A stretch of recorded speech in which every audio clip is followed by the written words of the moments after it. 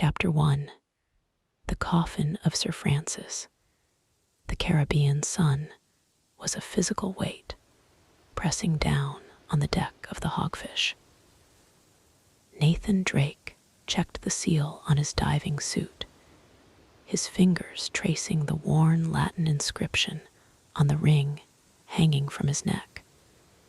Sic parvis magna. Greatness from small beginnings. It was a motto that felt particularly heavy today. "You're sure about these coordinates, Nate?" Alina Fisher asked, adjusting the lens of her heavy professional camera. She looked skeptical, but there was a glint of excitement in her eyes that she couldn't quite hide. "The ring doesn't lie, Alina," Nate replied, offering a roguish grin. According to Sir Francis's personal log, the one history books say doesn't exist, this is where he went down in 1596, off the coast of Panama. And you think he was buried with more than just a shroud. I think he was buried with the truth. Nate rolled backward into the turquoise water. The descent was quiet, save for the rhythmic hiss of his regulator. Below, resting in a bed of silt and coral, lay a lead-lined coffin. It was modest for a man of Drake's stature, unadorned except for the crest of the Queen's privateer. With a crowbar and a bit of grunt work, the lid groaned open. There was no body, no bones, no sign of a man who had been dead for 400 years. Instead, tucked into a waterproofed compartment, sat a small, leather-bound diary. Nate pulled it free, his heart hammering against his ribs. He signaled for the ascent. Back on deck, as Nate paged through the vellum sheets, Alina's camera captured every word. "It's not a map of his travels," Nate whispered, his eyes widening. "It's a map to a city, Manoa. The Spanish called it El Dorado. The city of gold," Alina breathed. "Not a city," Nate corrected, pointing to a sketch of a massive, humanoid figure. "A person, or something they treated like one. But look at these notes in the margin, Alina. Sir Francis wasn't looking for gold. He was running from something. He faked his death to disappear from the Queen's maps. He didn't want anyone to find where he was going. The moment of discovery was shattered by the roar of a distant engine. A sleek, black speedboat was cutting through the surf, followed by two more. "Nate," Alina pointed. "Yeah, I see 'em. Pirates. They must have been tracking your satellite feed." Nate tucked the diary into his jacket and reached for a holster. "Welcome to the treasure hunting business, Alina. Try not to break the camera." As the first bullets began to splinter the wooden railing of the Hogfish, Nate realized this wasn't just a random raid. These men moved with military precision. Someone else knew about the diary. Someone who had been waiting for the descendant of Drake to do the dirty work of finding the key. Chapter 2. The Amazonian Shadow. The transition from the salt-sprayed coast of Panama to the oppressive, emerald humidly of the Amazon basin was jarring. Sully's old seaplane, the Hog Wild, groaned as it banked over a sea of canopy that seemed to stretch into eternity. Below them, the river wound like a sluggish brown serpent, hiding secrets that had swallowed explorers whole for 5 centuries. You realize the odds of finding a 400-year-old trail in this mess are somewhere between 0 and forget about it, right? Victor Sullivan shouted over the roar of the radial engine.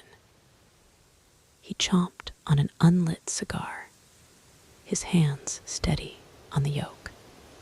Nate was hunched over Sir Francis's diary, his thumb tracing a sketch of a peculiar rock formation, a jagged pillar known as the God's Finger. The diary says the trail starts at the headwaters of the Amazon. Sir Francis didn't just wander. He followed a specific Spanish route used by the conquistadors, who never returned. If we find the finger, we find the entrance to the Great Road. And the girl, Sully jerked his chin toward the back of the plane, where Alina was busy reviewing footage of their narrow escape from the pirates. She's a firecracker, Nate, but this isn't a TV studio. We're going into territory where the map just ends. She's got the footage we need for funding, Sully. Besides, she's earned her seat. They touched down on a narrow stretch of the river, the pontoons kicking up a spray of silt. As they trekked inland, the silence of the jungle was deceptive. It was a symphony of clicking insects and the distant, mournful cries of howler monkeys. Nate hacked through a wall of vines, and there it was, a monolithic spire of granite, choked by creepers, but undeniably man-made in its positioning.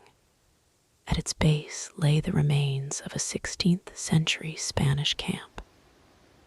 It wasn't just a ruin, it was a graveyard. Rusted breastplates lay scattered among the roots, some still housing the bleached, moss-covered bones of the men who had worn them. Nate knelt, picking up a helmet that had been crushed by a force that didn't look like a weapon. "Sully, look at this," Nate whispered. These men weren't killed by natives. They were barricading themselves in. They were terrified of something. He cleared away a thick layer of mud from a stone slab, revealing a hidden mechanism. As he turned a heavy stone dial, the same sequence described in the diary, the ground shuddered.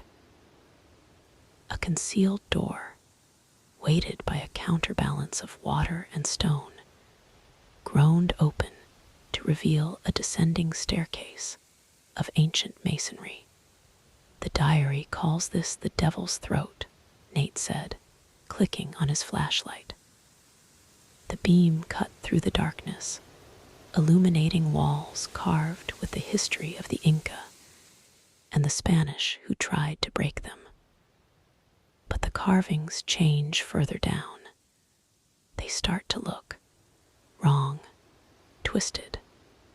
As they descended, the air grew cold and stagnant. The walls were lined with niches containing mummified remains, but these weren't Inca burials. These were Spanish soldiers, their mouths frozen in silent screams, their hands clutching rosaries. Deep in the gloom, they found a massive chamber dominated by a map carved into the floor, not of the jungle, but of an island thousands of miles away. An island that shouldn't exist. El Dorado isn't here, Nate realized, the light of his torch flickering. The Spanish found it in the mountains, but they realized they couldn't control it. They moved it. They took the Golden Man to an island in the Pacific to hide it from the world. Suddenly, the sound of a heavy boot crunching on gravel echoed from the stairs behind them. A red laser dot danced across Nate's chest. "Well, well," a voice boomed with a thick British accent. "I do love it when the Drakes do the heavy lifting. Saves me so much time in the library." Gabriel Roman stepped into the light, flanked by the mercenary Adok Navarro and a dozen armed guards. The trap had been snapped shut. The shadows cast by Gabriel Roman's torchlight stretched long and jagged against the weeping stone walls of the Devil's Throat. Nate felt the cold bite of the mercenary's laser sight hovering over his heart. A tiny crimson star that promised a swift end to the Drake lineage. "Careful with that, Roman," Nate said, his voice echoing with a forced calm as he subtly shifted his weight. "This place is 500 years of structural instability, held together by moss and spite. You start popping off rounds, and we all become part of the Daker." Roman stepped forward, the heel of his expensive Italian loafers clicking rhythmically. Beside him, Adok Navarro, a man who looked as though he had been carved out of flint, kept his rifle leveled at Sully. "The diary, Nathan," Roman demanded, extending a gloved hand. "I've invested millions into this delusion of yours. I believe I'm entitled to the map." Nate glanced at Sully, who gave a nearly imperceptible nod. With a sigh of theatrical defeat, Nate tossed the leather-bound book. As Roman reached for it, Nate didn't wait. He lunged toward a heavy stone lever protruding from the floor, a bypass for the water counterweight system he'd spotted earlier. "Nate, no," Sully yelled. With a grunt of exertion, Nate threw his entire weight into the lever. There was a sickening thunk of ancient gears grinding against centuries of silt. For a heartbeat, nothing happened. Then the ceiling groaned. A torrent of stagnant water, held in a reservoir above the chamber, came crashing down like a liquid wall. In the chaos of splashing water and shouting mercenaries, Nate grabbed Alina's arm. "Run." Chapter 3. The plane wreck and the pilot. The escape from the ruins was a blur of lung-bursting sprints, and the whip of jungle ferns against exposed skin. They had lost Sully in the confusion, separated by a collapsing corridor of mud, and the sound of gunfire behind them suggested Roman wasn't keen on an early retirement. "We have to go back for him," Alina gasped, her breath coming in ragged hitches as they scrambled up a rain-slicked ridge. "Sully knows the drill," Nate replied, though his eyes betrayed a deep, gnawing anxiety. "He'll find a way out. Right now, we need to get to the plane. If Roman has the diary, he knows about the island. We have to beat him there." But the hog wild was no longer a viable escape. As they broke through the tree line, they saw a column of black smoke rising against the orange smear of the setting sun. Roman's men hadn't just followed them, they had scorched the earth behind them. The seaplane sat slumped in the river, its cockpit a shattered ruin of glass and twisted aluminum. "Great," Nate muttered, kicking a piece of debris. "So much for the quick exit." He pulled a crumpled map from his back pocket, a hand-drawn copy he'd made of the floor carving before the ambush. The island. It's not on any modern chart. The Spanish called it Isla de la Muerta. But Sir Francis had another name for it in his private notes. The Golden Prison. Prison, Elena asked, wiping mud from her face. I thought El Dorado was a treasure. That's the fan theory the world bought into for centuries, Nate said, his voice dropping an octave. But look at the sketches. The Golden Man wasn't a king covered in gold dust. It was a sarcophagus, a massive golden box, and Sir Francis didn't want to steal it. He spent the last months of his life trying to sink it. As the jungle grew dark, the sounds of the night took on a predatory edge. Nate led Elena toward an old, overgrown Japanese airfield, a relic from World War II that Nate had spotted on the flight in. If they were lucky, there'd be a functional radio or a scout plane left to rot. What they found instead was a nightmare. Hanging from the rafters of a rusted hangar was a sight that defied logic. A German U-boat. It wasn't in the water.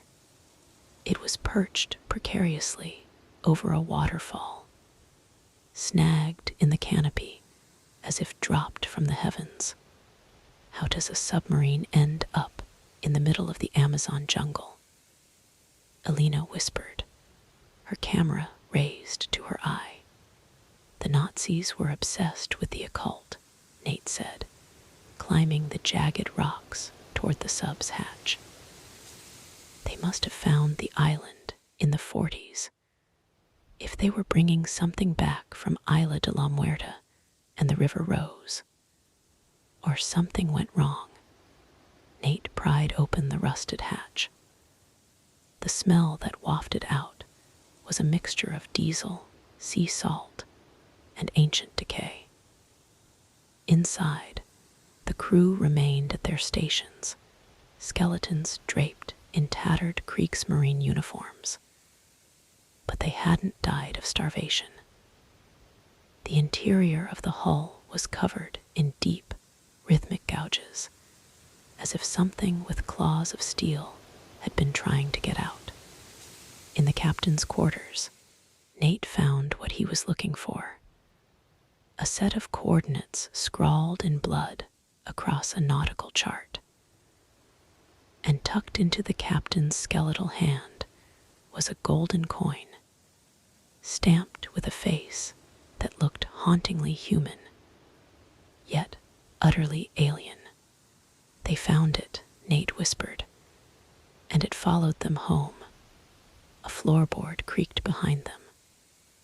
Nate spun, pistol raised, but it wasn't a mercenary. It was a shadow, short, fast, and vanishing into the vents of the submarine with a high-pitched, chattering hiss. Nate gripped the captain's log from the U-boat as the roar of the jungle faded behind them. The coordinates led to a speck in the Pacific that wasn't on any modern map, a place the Nazis had dubbed Project El Dorado, with a stolen smuggling plane, a rattletrap bird held together by duct tape and prayers. Nate and Alina took to the skis, leaving the Amazonian green for the endless, bruising blue of the ocean. But as the jagged silhouette of Isla de la Muerta finally broke the horizon, the island's ancient defenses, or perhaps its curse, rose to meet them. Flak cannons, rusted but functional, tore the sky apart. Chapter 4, The Fortress of the Damned. The descent was a screaming chaos of tearing metal and the smell of ozone. had shoved the parachute onto Alina and pushed her from the bay doors just as the wing clipped a jagged cliff face. He barely remembered pulling his own ripcord. Now he hung suspended in the canopy of an island that time had forgotten. The air here was different than the Amazon. It was thick with the scent of salt, decaying stone, and something metallic, cold and sharp. As Nate cut himself down, his boots hitting the loam with a heavy thud, he looked up. Dominating the ridgeline was a massive, sprawling fortress. It was a terrifying fusion of architectural eras. The base was 16th century Spanish masonry, thick, sloping walls designed to withstand cannon fire. But on top of it, the Nazis had grafted concrete bunkers and steel radio towers that now stood like skeletal fingers clawing at the sky.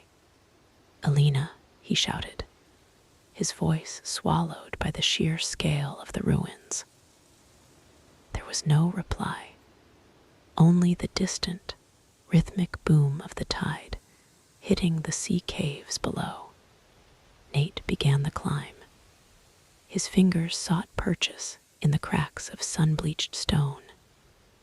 Every handhold felt like a brush with history. He found a drainage pipe and hoisted himself into the lower levels of the fortress. This was the customs house, where the Spanish once processed the riches of the New World. But as Nate moved deeper, the wealth he saw wasn't gold. The walls were etched with frantic prayers. Not the formal Latin of the church, but the desperate, scratched pleas of men who had lost their minds. Dios nos proche de lo quebrilla, God protect us from that which shines. He reached a central courtyard where a massive, rusted gate blocked his path. Beside it sat a dusty desk, likely used by a German officer decades ago. On it lay a stack of yellowed papers, the translated personal letters of Sir Francis Drake, recovered by the Nazis. Nate's eyes scanned the text. "To my queen," the letter began, "I have found the source of the Spanish madness. It is not a treasure to be won, but a weight to be buried. My men look upon the vessel and see only gold. I look upon it and see a mirror reflecting the rot in our own souls. I have scuttled the fleet. I will stay here until the end to ensure the seal remains unbroken." He wasn't a thief at the end, Nate whispered to the empty room. He was a jailer. The silence was shattered by the crack of a sniper rifle. A chunk of the stone pillar next to Nate's head exploded into dust. He dove behind a crate of rusted Mauser rifles. "Drake, I know you're in there." The voice belonged to Eddie Raja, a modern-day pirate captain and an old acquaintance of Nate. "Roman's paying a lot for your head, but I'll settle for the map and a quick exit." Nate looked around. He was pinned down in a kill zone, but his eyes caught a glimmer in the rafters. A heavy chandelier, draped in centuries of cobwebs, hung directly over the gate mechanism. He didn't return fire. Instead, he began to climb the interior scaffolding, his heart drumming a frantic rhythm against his ribs. He could hear Eddie's boots on the stone floor below, the taunts growing louder. You always were too smart for your own good, Nate. Always looking for the lore, the history. Look where it got you, trapped in a tomb. Nate reached the top, balanced precariously on a wooden beam. He drew his 9, took a breath, and aimed not at Eddie, but at the counterweight of the gate. "Hey, Eddie," Nate yelled, leaning out into the open. "You ever hear the fan theory about why Sir Francis stayed here?" Eddie paused, his rifle raised. "What?" "He stayed because the door only opens one way." Nate fired. The counterweight snapped. The massive iron gate didn't just close. It plummeted with the force of a guillotine, the vibration shaking the entire fortress. The gust of air from the impact knocked Eddie backward, but it also triggered a secondary collapse. The floor beneath Eddie began to crumble, revealing a dark, yawning pit that led straight into the sea caves below. As Eddie scrambled back from the ledge, Nate saw something in the shadows behind the pirate. It wasn't a man. It was a pale, spindly shape that moved with a jittery, unnatural speed, vanishing into a crack in the masonry the moment the dust settled. Eddie didn't see it. He was too busy cursing. But Nate felt a cold shiver. The jailer had failed. Whatever Sir Francis was guarding wasn't just in a box. It was in the walls. Nate pushed through the now open upper passage, following a trail of discarded camera equipment. He found Alina's backpack snagged on a piece of rebar, but she was gone. Near the bag, etched into the dust of the floor, were 2 words: "Sully lives." The sky above Isla de la Muerta had bruised into a deep, sickly purple, torn apart by flashes of lightning that illuminated the fortress like a recurring nightmare. The rain came down not as a drizzle, but as a deluge, turning the ancient stone walkways into treacherous rivers of mud and moss. Nate wiped the water from his eyes, his heart hammering a frantic rhythm against his ribs. "Sully lives." The words looped in his mind. A lifeline in a place that smelled of salt and centuries-old rot. He had seen Sully take a bullet to the chest back in the Amazon. He'd seen him fall. But Victor Sullivan was a man built on a foundation of cigars, cheap luck, and a stubborn refusal to die when it was convenient for others. Chapter 5: The Sanctuary of Secrets. Nate bypassed the main gate of the monastery, opting for a crumbling aqueduct that clung to the cliffside like a calcified spine. Below, the Pacific churned against the rocks, white foam looking like bared teeth in the dark. As he hauled himself over a stone railing and into the cloister, the roar of the storm was suddenly muffled, replaced by a heavy, petrified silence. The monastery was a masterpiece of Spanish Gothic architecture, but it had been desecrated. In the center of the courtyard, the Nazis had erected a massive radio tower, its steel struts bolted directly into the sacred stone. Cables snaked like black vines across the floor, leading toward a darkened library. Nate stepped inside, his flashlight beam cutting through a haze of dust and incense that had long since turned sour. walls were lined with thousands of vellum scrolls, many of them shredded. In the center of the room sat a high-tech communications array from the 1940s, its vacuum tubes cold and dead. Beside the array, Nate found a leather-bound logbook embossed with the symbol of the Ahnenerbe, the Nazi Occult Research Division. He flipped it open, his Spanish and German skills working in tandem to decipher the frantic script. Re-402. The Spanish monks were not protecting a treasure. They were conducting a 500-year quarantine.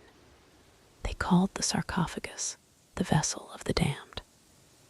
Our initial scans suggest the gold is merely a lead alloy shell designed to contain a highly volatile mutagenic agent. We have lost 3 men to the vapors emitted when we attempted to drill a pilot hole. They didn't die. They changed. Their skin grayed, their teeth elongated, and their minds. They became singular, predatory. Nate felt a chill that had nothing to do with his wet clothes. He thought of the pale, jittery shape he'd seen in the customs house. "It's not a curse," he whispered. "It's a virus." Suddenly, a flickering light appeared in the far corridor. Nate drew his sidearm and pressed himself against a bookshelf. 2 shadows elongated against the wall. "I'm telling you, Roman, the markings in the vault don't match the diary's key." A familiar, gravelly voice echoed. "Drake, the old one, Francis. He changed the lock. He knew someone like you would eventually come knocking." Nate's breath caught. Sully. He rounded the corner, gun leveled, only to see Sully standing over a map table, flanked by 2 of Roman's heavily armed mercenaries. Sully looked haggard, his shirt stained with dried blood, but he was very much alive. He was pointing at a diagram of the monastery's lower catacombs, his hands shaking just slightly. "Sully," Nate's voice was a mixture of relief and accusation. Sully froze, his eyes widening as they met Nate's. For a split second, a look of pure, unadulterated joy crossed the older man's face, quickly replaced by a mask of professional cool. "Nate, kid, you're just in time," Sully said, his voice straining for its usual bravado. "I was just explaining to Mr. Roman's associates here that they're looking in the wrong place. Is that what you were doing?" Nate stepped into the light, his eyes darting between Sully and the mercenaries. "Because it looks a lot like you're working for the guy who shot you." "A minor misunderstanding, Nathan," Gabriel Roman's voice boomed as he stepped out from the shadows of a confessional booth. He looked immaculate despite the storm, his pistol held with a casual, terrifying grace. "Victor is a pragmatist. He realized that his debt to me could be settled with information rather than lead. And since you've been kind enough to join us, perhaps you can help your mentor with the final piece of the puzzle." Roman gestured to the floor. The carpet had been pulled back to reveal a massive circular seal made of solid silver, etched with the image of a sun being swallowed by a serpent. "The entrance to the sanctuaries," Roman said, "where the Spanish kept the Golden Man during the final siege. The diary says the key is the soul of the privateer. We assume that means you, Nathan." Or at least, the ring you wear so proudly. Nate looked at Sully. The older man gave a tiny, almost imperceptible wink, then tapped his chest, specifically, the pocket where he kept Sir Francis Drake's diary. The bullet had hit the book, not his heart. The luck of the Drakes had held once more. "You want the ring?" Nate asked, his hand moving to the cord around his neck. "Fine, but you should know what's down there. I read the Nazi logs, Roman. This isn't gold. It's a biological weapon. The people who found it, they didn't just die. They became the things that are hunting your men in the jungle." Roman laughed, a dry, hollow sound. Superstition. The Nazis were prone to melodrama. It's gold, Nathan. Power beyond measure. Now the ring. Unless you'd like to see if Victor can survive a second bullet. Nate slowly pulled the ring over his head. But as he stepped toward the silver seal, the ground beneath the monastery groaned. It wasn't an earthquake. It was the sound of thousands of small, scratching claws moving within the walls. The storm outside peaked, a bolt of lightning striking the radio tower above them. The surge of electricity traveled down the cables, arcing across the room and hitting the silver seal with a deafening crack. The mechanism hissed, and the serpent sun began to rotate, but not because of the ring. Something was pushing it open from the inside. The silver seal didn't just slide, it shrieked. The metal, aged and bound by centuries of grime, ground against the stone floor with a sound like a dying choir. A waft of air, stale, freezing, and carrying the unmistakable scent of copper and wet earth billowed up from the darkness. For a heartbeat, the room was silent.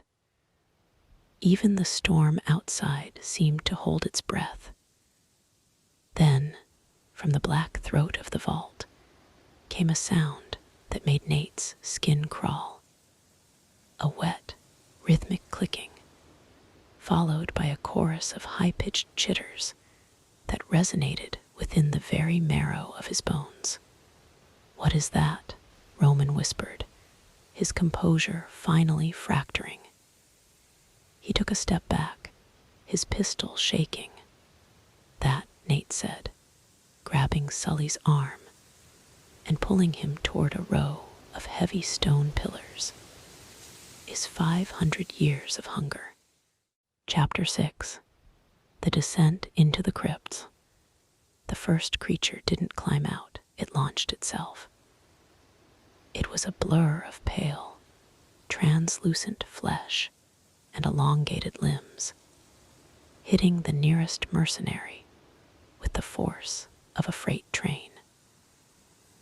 The man didn't even have time to scream before the thing's needle-like teeth found the soft tissue of his throat. "Open fire," Navarro roared, his professional veneer replaced by a predatory survival instinct. The monastery erupted. The rhythmic thud-thud-thud of assault rifles tore through the silence, the muzzle flashes illuminating the chaos in strobe-like bursts. In the flickering light, Nate saw them, dozens of them, pouring out of the silver seal like pale ants from a disturbed hill.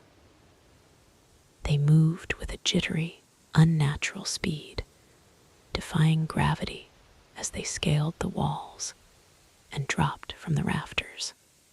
"Kid, I think our lease just expired," Sully yelled over the cacophony. "This way." Nate pointed toward a narrow spiral staircase behind the main altar. It wasn't the way out, but it was the only way that wasn't currently being overrun by mindless, gray-skinned mutants. They dove into the staircase, Nate kicking a heavy oak door shut behind them and throwing the iron bolt. The sounds of the massacre in the library became muffled, the screams of Roman's men cut short by the wet tearing of flesh. The staircase led Nate and Sully deep into the foundations of the monastery, into the lower crypts. Here, the air was even colder, thick with a fine golden dust that shimmered in the beam of Nate's flashlight. The walls were no longer smooth masonry. They were rough-hewn volcanic rock, reinforced with rusted iron bars. "Nate, look at the walls," Sully whispered, pointing his own light at the stone. Engraved into the rock were thousands of names. Not just Spanish names, but English, Portuguese, and even what looked like Latin. Next to each name was a date and a tally of days. It was a colony, Nate realized, stepping closer to a particular inscription. Sir Francis wasn't just guarding a box. He was running a hospice. These were the men who stayed behind the ones who were already infected. They were documenting their own transformation. Nate found a small alcove containing a skeletal remains draped in the tattered rags of a Royal Navy uniform. In the skeleton's lap was a logbook, its pages miraculously preserved by the dry, salty air of the deep island. He flipped to the final entry, dated May 1597. The breath of the Golden Man is a subtle thief. It enters the lungs as a sweet perfume, then curdles the blood. Captain Drake says the gold of the sarcophagus is the only thing that keeps the spirit of the rot at bay. But the seal is thin. We have begun to hear the voices of those who turned before us. They call to us from the dark. They say the hunger is a mercy. I pray for a quick death before my skin begins to gray. They knew, Nate said, his voice trembling. The curse of El Dorado. It's airborne. A mutagenic spore contained within the sarcophagus. Sir Francis stayed here to find a way to kill the spores, but he ran out of time. He sealed himself in here with his men to make sure the infection never left the island. And Roman's about to crack that thing wide open, Sully added, his face grim.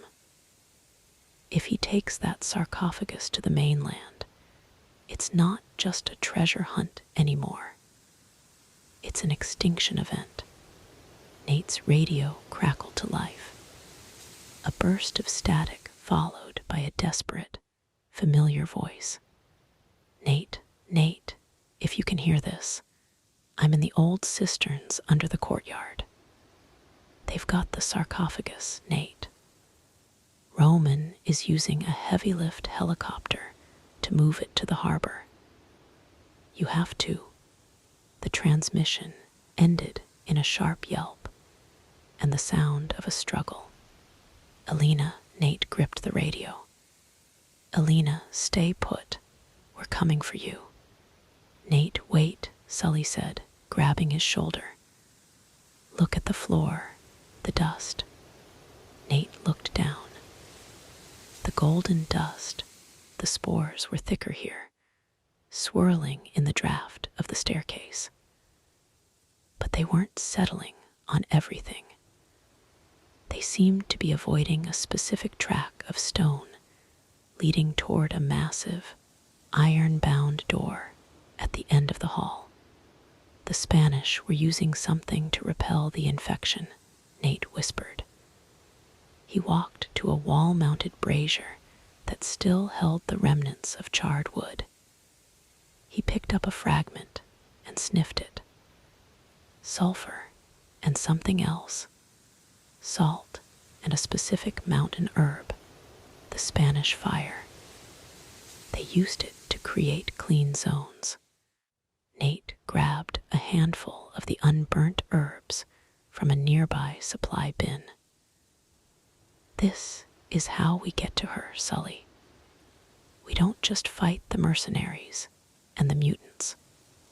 We use the island's own medicine against them. As they prepared to move, a heavy thud shook the ceiling. Dust rained down. The sound of a helicopter's rotors began to throb through the rock. Roman was making his move. The vibration of the heavy-lift helicopter overhead was no longer a distant hum. It was a rhythmic pounding that rattled the very teeth in Nate's skull. The ancient dust of the crypts danced in the air, thick with the golden, shimmering spores that promised a fate worse than death. The cisterns are directly below the main courtyard, Nate shouted over the roar, his hands moving with practiced efficiency as he improvised a torch. He took a discarded wooden pole, wrapped it in tattered Spanish tapestries, and coated it with the sulfur-rich Spanish fire herbs and old lamp oil. Sully, if Alina's down there, she's trapped between Roman's mercs and whatever's coming out of that hole. Sully checked the magazine of his Weiss 44. Then, let's not keep 'em waiting. Lead the way, kid. Chapter 7. The Cistern Sacrifice. They broke through a weakened section of the crypt wall, emerging onto a narrow stone catwalk that overlooked the great cistern. It was a cathedral of water, a massive, lightless reservoir supported by hundreds of stone pillars. But the water had long since receded, leaving behind a slick, black mire of mud and the discarded bones of centuries. Floodlights brought in by Roman's vanguard cut through the gloom in harsh, geometric stabs of white. In the center of the dry basin, the Golden Man sat suspended in a web of heavy industrial cables. The sarcophagus was magnificent and hideous, a towering block of gold etched with the agonized faces of the damned, now being slowly winched toward the surface through a massive breach in the ceiling. There, Nate hissed, pointing toward a stone pillar near the winch mechanism. Alina was bound to a rusted iron ring, her face bruised, but her eyes burning with defiance.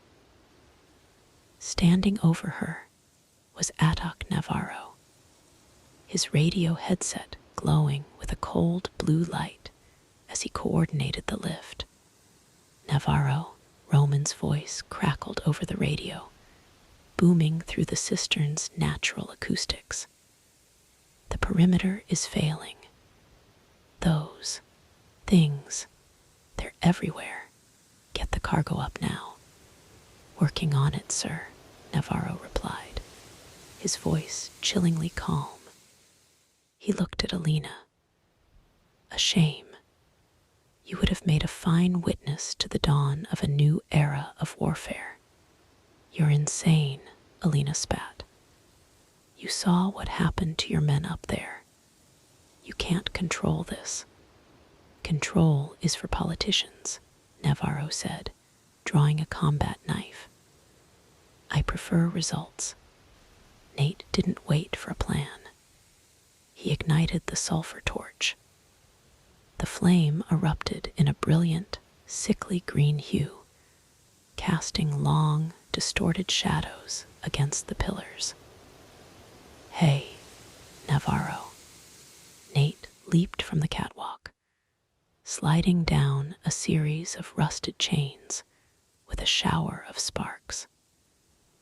He hit the mud of the cistern floor and sprinted toward Alina, the green fire of his torch hissing as it cut through the sporthic air. The effect was instantaneous. As the green light hit the shadows, the descendants that had been lurking in the darkness shrieked. The sulphurous smoke acted like a physical barrier. The mutated creatures recoiled, their pale skin blistering where the fumes touched them. Drake Navarro leveled his rifle, but Nate was already behind a pillar. "Sully now," Nate yelled. From the catwalk, Sully laid down a suppressing fire that sent the mercenaries scrambling for cover. Nate reached Alina, his knife slicing through her bonds. "You okay?" "Nate, the sarcophagus, it's cracked," she gasped, pointing up. "When they were winching it, the seal broke. The air in here is toxic." Nate looked up. A thin, golden mist was leaking from the corner of the El Dorado sarcophagus, swirling downward like a hungry ghost. He looked at his torch. The flame was flickering. The sulfur wouldn't last forever. Suddenly, the ceiling groaned as the helicopter above took the full weight of the gold. But the descendants had found a way around the light. They weren't attacking Nate. They were attacking the winch cables. With terrifying intelligence, the creatures began to gnaw and tear at the industrial steel, their teeth, hardened by the virus, shearing through the strands. They don't want the gold, Nate realized. They want their god back. The cables snapped with the sound of a gunshot. The multi-ton sarcophagus plummeted. It hit the mud with a force that sent a shockwave through the cistern, pinning a dozen descendants instantly. The lid shifted further. The golden mist turned into a cloud. Navarro, seeing his prize slipping away, lunged for the winch controls, but a pale hand, clawed and powerful, grabbed his ankle.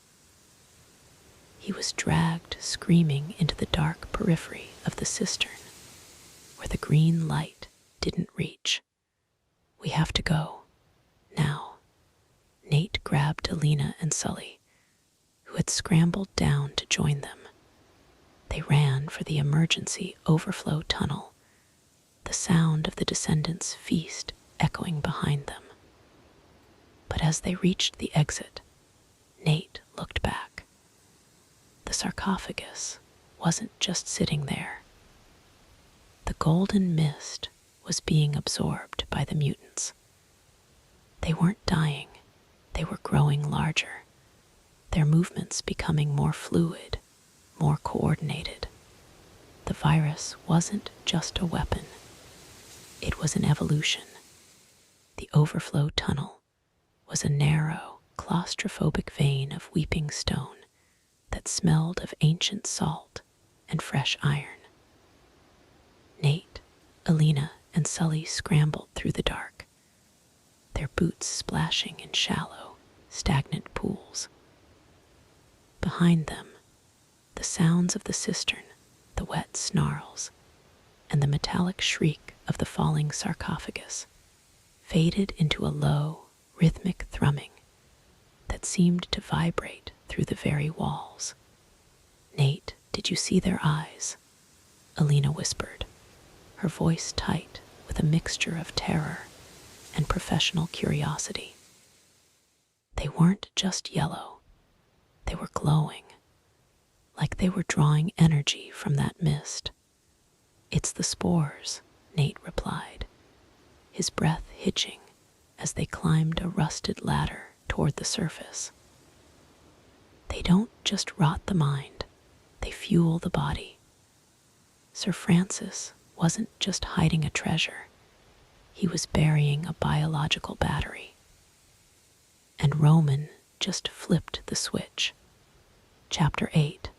The Ghost Fleet's Revenge.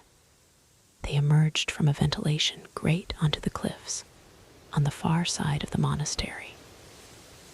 Below them, the island's natural harbor lay shrouded in a thick, supernatural fog, a pea soup mist that glowed with a faint, bioluminescent gold. Through the haze, the silhouette of Roman's massive freighter, the Vassal, looked like a ghost ship, but it wasn't alone. Littering the shoreline were the skeletal remains of Sir Francis Drake's lost fleet, ships that history said had been scuttled in the Atlantic. Here they were, half submerged in the Pacific silt, their blackened timbers looking like the ribs of dead leviathans. "Nate, look at the freighter," Sully pointed. Roman's mercenaries were in full retreat. Dozens of them were sprinting down the docks, firing blindly into the fog. But they weren't being chased by men. From the water, pale, dripping figures were hauling themselves onto the pier. They moved with a terrifying, synchronized grace, swarming over the shipping containers like a tide of gray flesh. "The descendants," Nate muttered. "They're not just in the caves anymore. The mist from the cracked sarcophagus is spreading. It's calling them out to the coast." Suddenly, the radio in Nate's pocket burst into a frantic, distorted scream. It was Gabriel Roman. "Navarro, where are you? The bridge is breached. There, they're coming through the hull." There, the transmission ended with the sound of shattering glass and a guttural, wet roar that sounded almost like a distorted human laugh. "We have to get on that ship," Nate said, his face set in a grim mask. "Are you crazy?" Sully barked. "That ship is a buffet line for those things." "Sully, the sarcophagus is on the deck. If that freighter leaves the harbor, or if it sinks and the gold dissolves in the salt water, the infection spreads to the entire Pacific. We have to scuttle it properly, the way Sir Francis did. We need to sink it in the deep trench 5 miles out, but we have to seal the lid first." They made a break for the docks, using the wreckage of the old Spanish galleons as cover. The air was thick with the Spanish fire sulfur. Nate's improvised torch, now a guttering nub. As they reached the main pier, they found Roman. The billionaire was slumped against a crate, his pristine suit shredded. His eyes were wide, fixed on the sky. He wasn't dead, but he was changing. His skin was already taking on a translucent, waxy sheen, and the veins in his neck were pulsing with a sickly golden light. It wasn't gold," Roman rasped, looking at Nate. "It was a mirror. Drake was right. It shows you what you are." Before Nate could speak, a shadow loomed over Roman. Atok Navarro stepped out of the fog. He wasn't fleeing. He was wearing a specialized, hazardous environment rebreather. In his hand, he held a heavy-duty thermal sealer. He was always a small-minded man, Drake, Navarro said, stepping over Roman's twitching body. He wanted wealth. I want the weapon. I'm the one who tipped off the Nazis' descendants in the first place. I knew what was in that box. Navarro pointed toward the vassal. The sarcophagus had been winched onto the aft deck, and a pilot, likely under duress or infected, was already revving the engines. I'm taking the golden man to the highest bidder, Navarro sneered. And you? You get to stay here and join the colony. Navarro fired a flare into the air. The bright red light acted as a beacon. From the shadows of the ghost fleet, hundreds of glowing yellow eyes turned toward Nate, Alina, and Sully. The descendants let out a collective shriek that shook the pier. Run for the ship, Nate yelled, shoving Alina toward the gangplank. It's the only place with a high ground defense. As they leaped onto the rising ramp of the freighter, Nate looked back. The island was no longer a tomb. It was an altar, and the golden man was finally going home to the world of men. The vassal heaved as it hit the open sea, the bow slamming into the Pacific swells with a violence that sent tremors through the steel deck. The golden fog followed them, clinging to the hull like a living shroud, while the rhythmic thrum of the engines felt like the heartbeat of a beast waking from a long slumber. Chapter 9, The Vessel of Wrath. The freighter's deck was a slaughterhouse of modern industry and ancient nightmare. Shipping containers, once neatly stacked, had been torn open by the raw strength of the descendants. Mercenaries in hazmat gear lay scattered, their masks cracked, their bodies undergoing the same horrific, waxy transformation Nate had seen in Roman. Nate the Crane, Alina shouted, ducking behind a winch as a burst of gunfire from the bridge peppered the deck. Adoc Navarro stood on the elevated observation deck, his rebreather hissing with every breath. He wasn't just watching, he was orchestrating. Beside him, the El Dorado sarcophagus sat in its heavy-lift harness, the lid now precariously tilted. The golden vapor wasn't just leaking anymore, it was pouring out, swirling around the mutants that clung to the ship's rigging. You're persistent, Drake. I'll give you that. Navarro's voice came through the ship's PA system, distorted and booming. But look at them. They don't want to kill me anymore. They recognize the source. I am the shepherd of a new world. You're the shepherd of a graveyard, Navarro. Nate yelled, sliding across the wet deck to reach a pallet of industrial flares. The descendants on the ship were different from the ones in the caves. The constant exposure to the concentrated spores on the vassal had accelerated their mutation. They were larger, their skin pulsing with a bioluminescent gold, and they moved with a hive-mind precision. They didn't just crawl, they hunted in phalanges, flushing Sully and Alina toward the aft of the ship. Nate were running out of deck.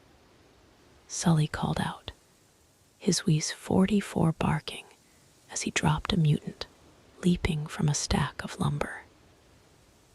And this tub is heading straight for the deep current.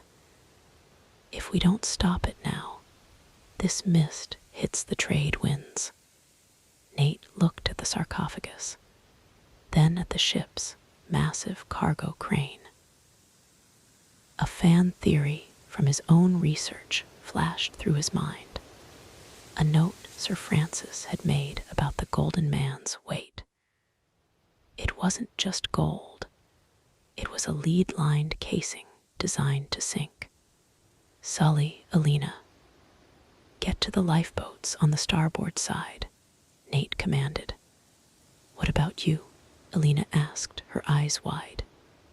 I'm going to give Sir Francis the ending he wanted. Nate sprinted toward the crane controls, dodging the clawed swipes of a descendant that dropped from the mast. He climbed the ladder of the crane tower, the wind whipping his hair. From this height, he could see the horror of the island behind them. It was glowing, a beacon of infection in the dark ocean. Navarro saw Nate's move and turned his rifle toward the crane cabin. Bullets shattered the glass, showering Nate in shards. Nate ducked, pulling the heavy levers with desperate strength. The crane's massive arm swung over the deck, the hook dangling like a pendulum. Nate didn't target the mutants. He targeted the harness holding El Dorado. With a precise drop, the hook caught the steel cables. Nate slammed the crane into reverse. The multi-ton sarcophagus was yanked from the deck, sliding toward the edge of the ship. No, Navarro screamed, abandoning his post and sprinting toward the gold. He wasn't thinking as a soldier anymore. He was a zealot protecting his god. As the sarcophagus swung over the churning white water of the Pacific, Navarro leaped, grabbing onto the harness. He hung there, suspended over the abyss, his eyes locked onto the golden lid. Nate stepped out of the shattered crane cabin onto the narrow walkway. He looked down at Navarro, then at the thick, frayed cable holding the entire nightmare together. Sic parvis magna, Navarro, Nate whispered. Greatness from small beginnings. But some things are meant to stay small, and some things are meant to stay buried. Nate pulled his 9 and fired. Not at Navarro, but at the rusted pivot pin of the crane's pulley. The pin snapped. The cable whipped through the air like a dying snake. The sarcophagus and Navarro plummeted into the dark, freezing heart of the Pacific. The impact was a pillar of white spray. For a moment, the golden glow intensified beneath the waves, a fatting sun sinking into the trench. Then silence. The mist on the deck began to dissipate, the spores deprived of their source. The descendants, suddenly disconnected from the hive, let out a mournful, hollow howl before collapsing into heaps of gray, lifeless flesh. But the vessel was still moving, and its engines were redlining. Nate, the bridge is empty, but the autopilot is locked. Alina yelled from below. The ship is gonna hit the reef. The vessel was a dying beast, its hull screaming as it scraped against the jagged crown of a submerged reef.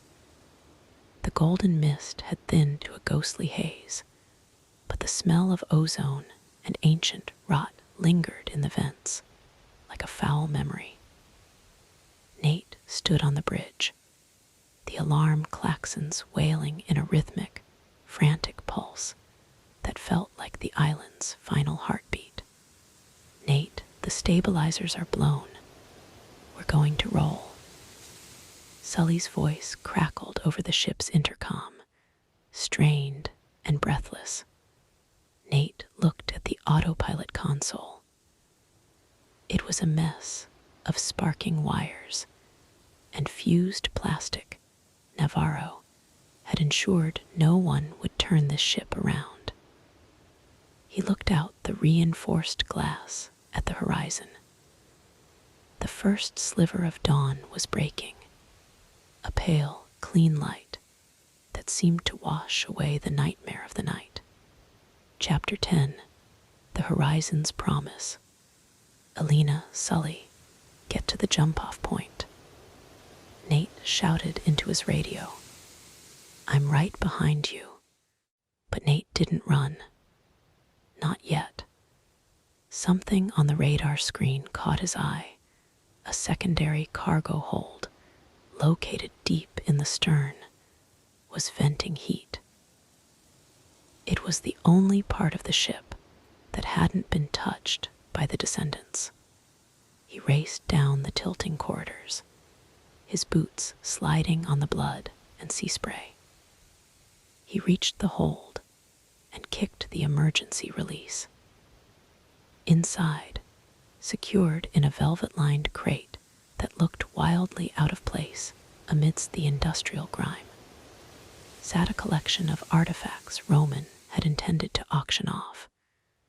Spanish coins, jeweled daggers, and a heavy, gold-trimmed sea chest marked with the crest of the Queen's privateer. Nate pried the chest open. There was no gold inside, just a stack of weathered, hand-drawn charts and a simple wooden spyglass. Tucked into the lid was a final inscription, hidden under a false panel. For the one who follows not the gold, but the truth. The world is wider than one island.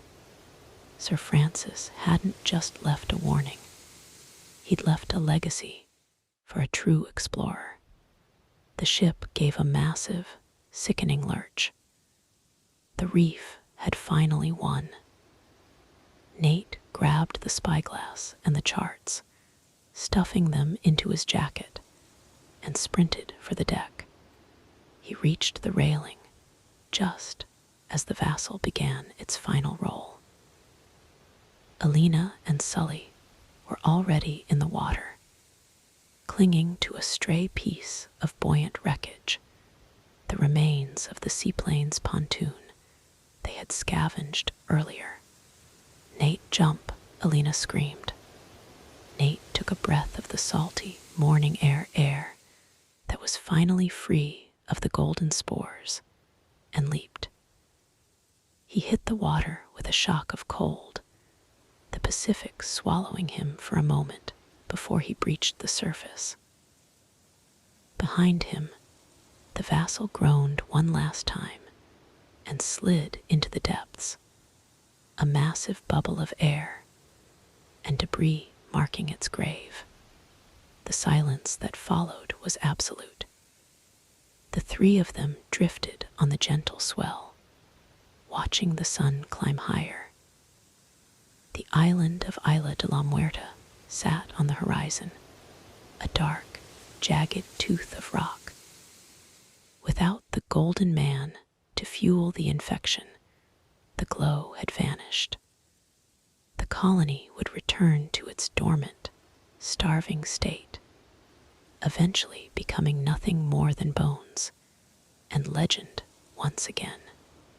Well, Sully wheezed, shaking water from his ears as he paddled toward a small white boat appearing in the distance. A local fisherman lured by the smoke of the wreck. No gold, no treasure, a suit ruined, and I'm pretty sure I have a permanent twitch in my left eye.